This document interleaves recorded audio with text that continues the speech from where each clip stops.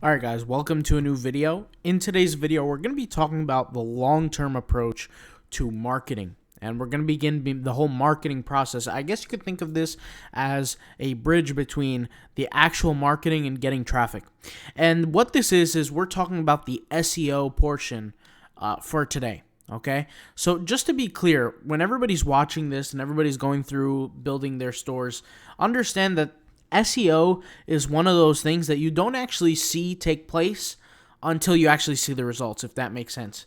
And I remember when I first started doing SEO for my businesses, I really didn't know what the results were going to be. I was doing it right, but I just didn't know what the results were going to be because the results weren't instantaneous. I mean, it's terrible to say that, but it's just the truth. They're not instantaneous, kind of like marketing is. I could go spend $500 in an ad, and within 2-3 hours, that whole ad budget could be spent, and I know exactly if the ad is a working ad, if I'm making money, if I'm not making money. But SEO is drastically different to where you're going to have to do the work, and then you're going to have to wait for the results. And it's important for every business, at least in my opinion, to have a dichotomy between the two and an understanding between the two, more importantly, to encompass the two types in their business, not just the advertising, social media, marketing side, but also the SEO portion. Now, the reason why I say that is because every day is going to be a little bit different in your business. One day you're going to get sales through ads. One day you're going to get sales through SEO. One day you're going to get sales through, using Instagram, Facebook, Pinterest, Twitter. Every day is different. And when one thing doesn't work, you got 5 other things that do work. But one is, again, SEO is one of those things that if you do it properly, you can succeed. So I'll kind of talk about what SEO is. The first thing you want to do with your website is you want to look at every image that's uploaded and you want to add an alt text if it's possible. So once again, every Shopify theme is a little bit different. We're using the themepodshop.com. This is the Shopify theme that is literally created for print on demand. I mean, we've talked about this before. We've shown this before. We've tutorialed it.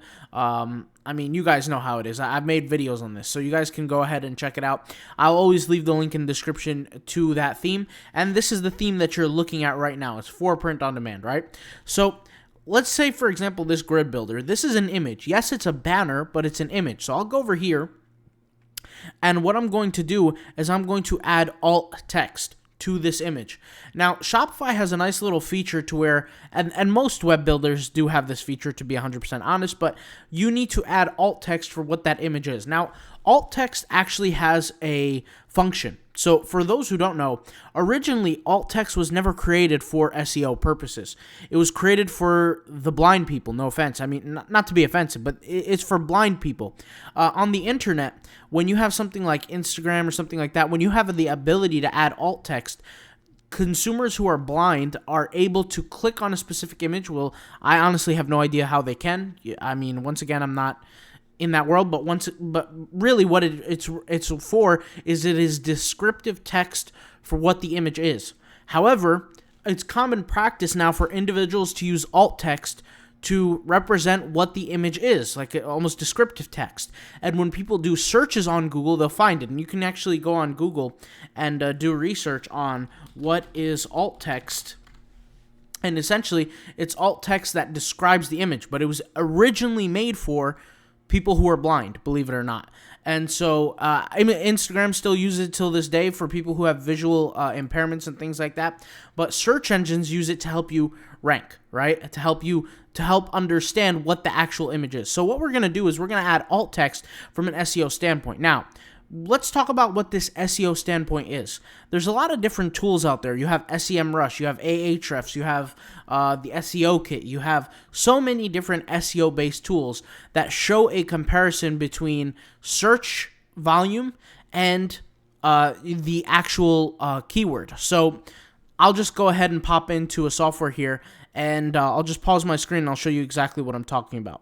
So you can see here what tool I'm using in front of me is called the Google Keyword Planner tool. Now, this is, once again, a tool that you could use if you're an advertiser on Google. You get data for CPC values, but SEOs can use this tool to understand search volume for specific keywords.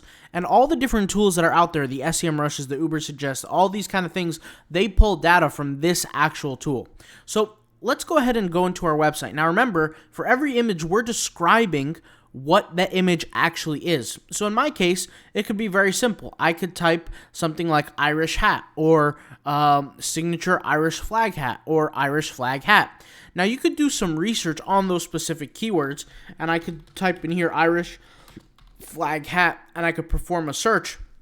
But something that you're going to want to understand is for competition is subjective to the keyword search, and I'll explain what I mean. You have a section here called competition. This competition actually has nothing to do with the competition of the search volume. The competition is referred to the competition in the ad spend section. So we can actually go ahead and read this together. It says competition shows how competitive placement is for a keyword specific to a location and a specific network targeting option selected. The level of competition, low, medium, or high, is determined by the number of advertisers bidding on each keyword. So biggest mistake, a lot of people who have no experience what they're doing, they think that competition refers to the competition in this circumstance, and that's not the case. These average monthly searches have nothing to do with the number of competition. The competition is referring to people's bidding strategies on the keyword. And when we refer to bidding, we're referring to advertising. So advertising is for a lesson in the future. But for now, what we want to look is that we want to look at the average monthly searches. Now, what I want you to do is I want you to understand that when you take a look at average monthly searches, the average monthly searches is generally less competitive when the search is less, right? So for example, if the keyword Irish, if I just search for the keyword Irish here, that's going to have a lot more search than the keyword Irish flag hat is, right? So you could go ahead and see here, the keyword Irish has from 10,000 to 100,000 searches, okay, a month. Irish flag hat has a lot less. The reason why that exists, or that is the case, is because this is what's referred to as a long tail keyword. It's very, very important that if you're going to walk into the world of SEO, you need to understand the difference of short tail and long tail keywords and the implications of each. And really what that is that a short tail keyword with less keywords in the phrase is generally less competitive than a keyword, is more competitive than a keyword that is long tail. Now, that's not always the case, but 99% of the time that is the case. There are special cases where people, when they search with more specificity or they add more keywords, it could be a little bit more competitive. For majority of the people in the print-on-demand space, you're not going to be experiencing that, okay? So that is not something you have to worry about, put it that way, okay? So, very simple. If I don't feel confident in a keyword, I can go ahead and search its values. But once again, I've been doing this for a very, very long time, so I really don't need to check on these numbers. Like I said, I've been doing this for 6-7 years, researching SEO, researching keywords, and I have a basic understanding of the estimates of what keywords would be. Now, what you need to do is you need to go through every possible image through your whole entire store and do this. Now, you're not going to be able to necessarily do it through here because this is the front-end editor. You're going to have to go through the back-end editor. So what you could do is you can go through all of your media through your files. So I could just do a search here for my add alt text. You're going to go in, you're going to add alt text. Now, some images, obviously, like something like this is not needed, okay? It's not going to necessarily help you from an SEO standpoint. But what happens is when somebody searches something related to what you have as alt text, your image could possibly pop up. So here, for example, we have this Galway hoodie, right? So you can go in and add Galway hoodie. Now, once again, it has to be a keyword that's selected from an SEO standpoint. You're not going to just write random descriptions of what it is. It has to be a searchable keyword that people are actively searching every single month. It has to be something like that. So, once again, I could search Galway hoodie. I know somebody's searching for it, even if the search volume is drastically low. And I could just go over here and let's see here. I can copy and paste the exact spelling. Galway hoodie, and I know somebody's searching for it. It could be 10 to 100 searches a month.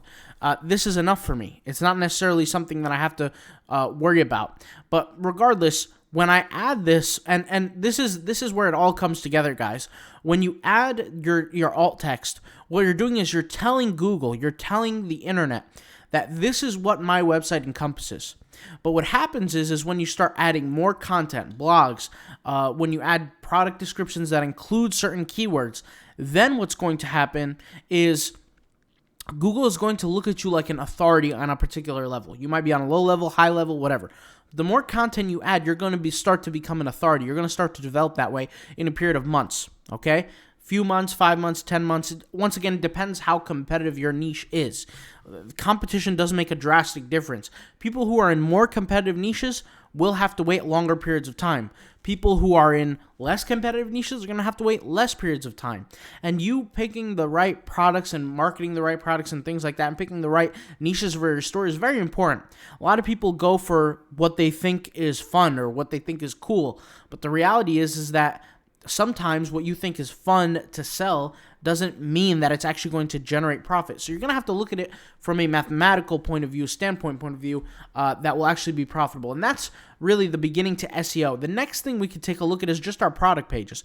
There are simple things that you're going to have to understand about SEO that, for example, titles are what generally is going to be related to the slug title in your search engine listing, also known as your SERP, right? So what are we talking about when we talk about SERPs?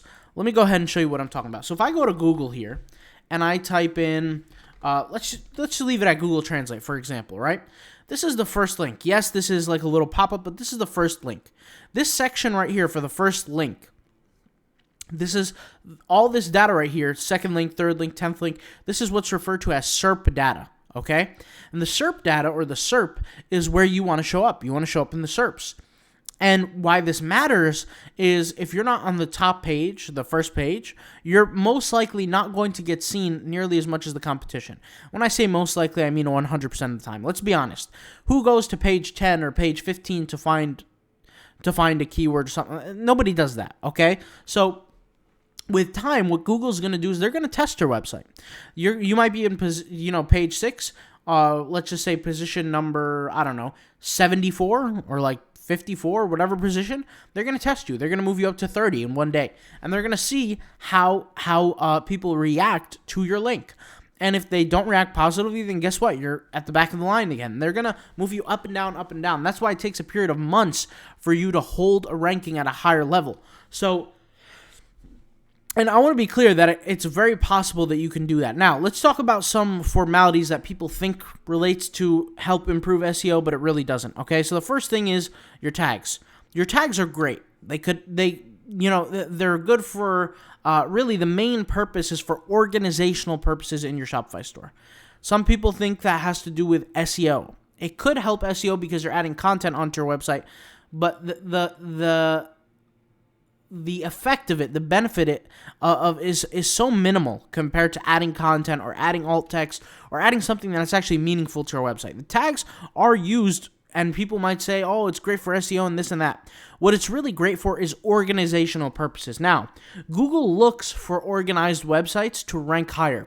Anybody who's done SEO knows this, is that your website has to have organization to where every single page on your website is easily accessible through different links, different collections, different things like that, different menu items. So that's going to matter a lot from an indirect standpoint. Does it directly relate to SEO? Absolutely not. If I add the keyword armgar, I don't know how to say that, whatever that says as the tag, that's not, when somebody searches that keyword, I'm not going to necessarily rank higher for it, right? But what it does create is it creates organizational purposes. And typically in businesses with print-on-demand clothing stores, when you guys have a clothing store, you're going to set up tags that have to do with sizing. You're going to set up tags that have to do with clothing material. You're going to set up tags that have to do with color. Why? It's because when consumers are looking through your website and they're looking for a specific color, they're looking for a specific material, they can easily sift through your website and find access to those specific products. That's the main purpose of the tags. Collections really serves the same purpose. It's an indirect force for SEO.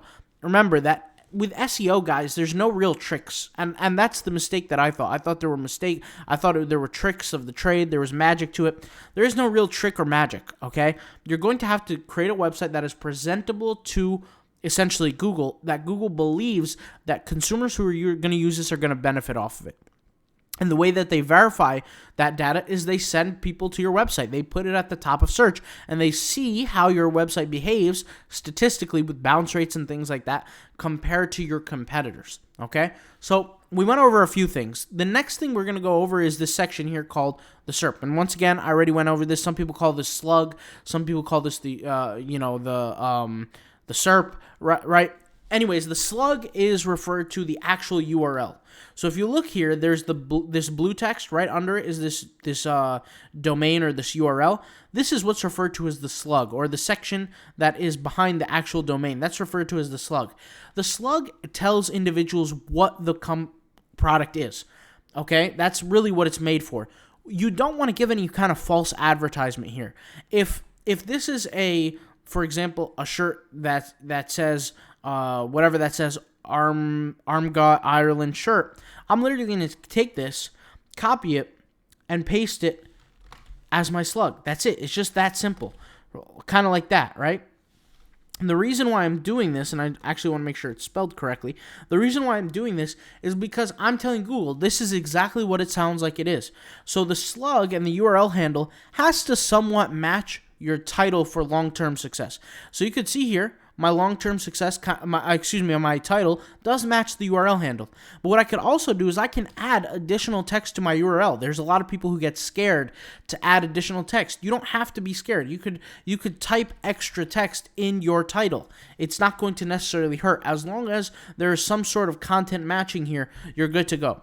Also, let's talk about correlation bias. For indirect purposes, you want your title of your product and everything like that of your SERP and all this, you want it to match what's actually going on in the website, right? If you put a product that has nothing to do with what it's titled and people end up clicking, Google's going to see that they're going to be bouncing off really quickly because what they're expecting is not what's there. And they're just going to leave. They're not interested. So what you have to do as a business owner is you have to make sure correlation matters. You have to correlate what people are searching for and what you're presenting in your titles to be exactly what it is in the product, okay? And Google will see that over time. Now, finally, let's talk about meta descriptions. So meta descriptions are actually relatively interesting. Meta descriptions are one of the things that actually affect from a indirect standpoint, and I'll explain what I mean by this as well. When you add particular text in your meta description, that will either, and this is what Google has said, that will either lead to an increase or a decrease in click-through rates, not necessarily where you're going to rank.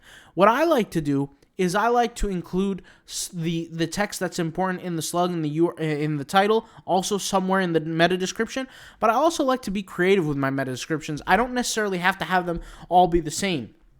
And once again, what Google has said is that the keywords don't necessarily have to be found in the meta description. But, however, from my research and from my own personal work, I feel much more comfortable adding the specific keywords in the meta description, even though it's not a requirement.